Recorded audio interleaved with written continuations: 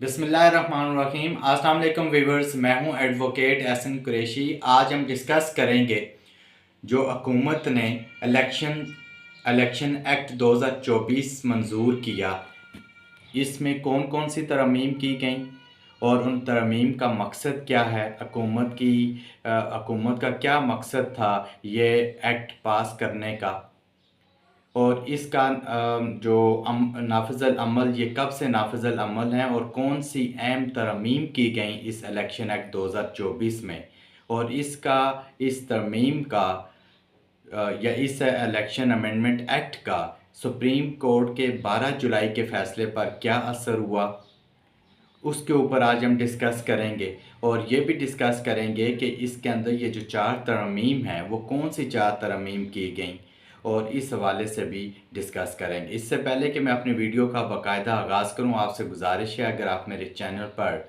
नए हैं तो इस चैनल को सब्सक्राइब कर लें और इस वीडियो को भी ज़्यादा से ज़्यादा लोगों तक शेयर करें ताकि ये मालूमाती वीडियो ज़्यादा से ज़्यादा लोगों तक पहुँचाई जा सके। इस इलेक्शन अमेंडमेंट एक्ट 2024 को डिस्कस करने से पहले इसका बैकग्राउंड या पस मंज़र जान लेते हैं।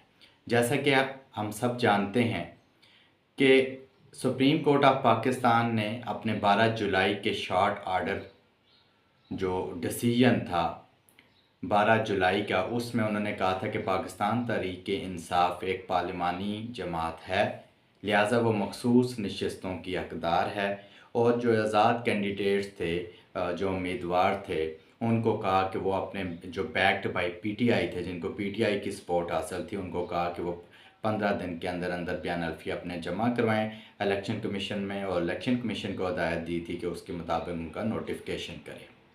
इलेक्शन कमीशन ने उस फैसले पर अमल दरामद नहीं किया, और उस इलेक्शन कमीशन को फैसिलिटेट करने के लिए गवर्नमेंट ने बदनीति की और मैलिस की बना पर एक एक्ट लेकर आए जो 7 अगस्त को जो उन्होंने मंजूर करवाया।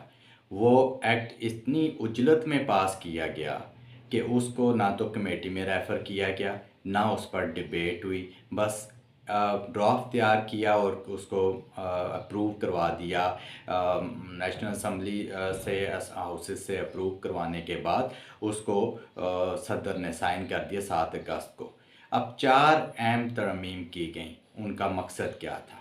पहली तरमीम तो ये की गई कि जनाब ये जो एक्ट है सेकंड अमेंडमेंट एक्ट 2024, इसका नाम दिया गया इलेक्शन सेकंड अमेंडमेंट एक्ट 2024, ये नाफिज़ल अमल फिलफौर होगा और इसका इतलाक़ 2017 से होगा, यानी कि रिट्रोस्पेक्टिवली उसकी इम्प्लीमेंटेशन का कहा गया कि उसको इन्फोर्स किया जाएगा या उसको समझा जाएगा उसका इतलाक़ रिट्रोस्पेक्टिवली। दूसरी अमेंडमेंट ये की गई कि जो भी कैंडिडेट इलेक्शन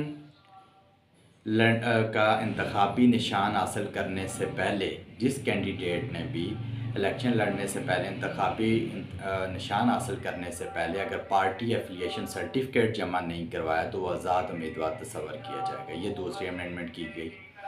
तीसरी अमेंडमेंट ये की गई कि जनाब जो एक दफ़ा पार्टी एफिलिएशन सर्टिफिकेट जिसने दे दिया, यानी कि पीटीआई के लोगों ने दिए थे कि सुन्नी अतात कौंसिल के पार्टी एफिलिएशन सर्टिफिकेट दिए, तो अब उन्होंने कहा कि जी जब एक दफ़ा उन्होंने जमा करवा दिया, किसी पार्टी से एफिलिएशन शो करवा दी, तो वो एफिलिएशन सर्टिफिकेट इर्रिवोकेबल होगा, उसको चेंज नहीं किया जा सकता। यानी कि पहले सुन्नी अतात कौंसिल के अगर जमा करवाएं तो अब वो पीटीआई का सर्टिफिकेट एफिलिएशन सर्टिफिकेट जमा नहीं करवा सकते। ये भी उन्होंने कर दिया। चौथी जो तरमीम की, उन्होंने ये कहा कि जो रिज़र्व सीट्स के हवाले से अगर पॉलिटिकल पार्टी ने अपने कैंडिडेट्स की फ़हरिस्त जो टाइम फ्रेम था जो इलेक्शन कमीशन ने दिया था, अगर किसी पॉलिटिकल पार्टी ने रिज़र्व सीट्स के हवाले से अगर अप्लाई नहीं किया, वो लिस्ट फ्राहम नहीं की, तो उनको फिर रिज़र्व सीट्स नहीं दी जाएंगी। ये 4 अमेंडमेंट की। इसकी वजह ये थी, इसकी वजह वो 12 जुलाई का फ़ैसला ही था। उस फ़ैसले पर अमल दरामद ना करने के लिए इलेक्शन कमीशन को फैसिलिटेट करना मकसूद था। इस لیے کہ الیکشن کمیشن سپریم کورٹ نے کہہ دیا تھا کہ ان کو ریزرو سیٹیں ملنی چاہیے، وہ پارلیمانی جماعت ہے، تو انہوں نے اس میں رکاوٹ ڈالنے کے لیے الیکشن کمیشن کو فیسیلیٹیٹ کرنے کے لیے یہ الیکشن ایکٹ 2024 لے کر آئے۔ اس الیکشن ایکٹ کو بدنیتی کی بنا پر اجلت سے لیا گیا، ریٹروسپیکٹیولی اس کا نفاذ لایا گیا۔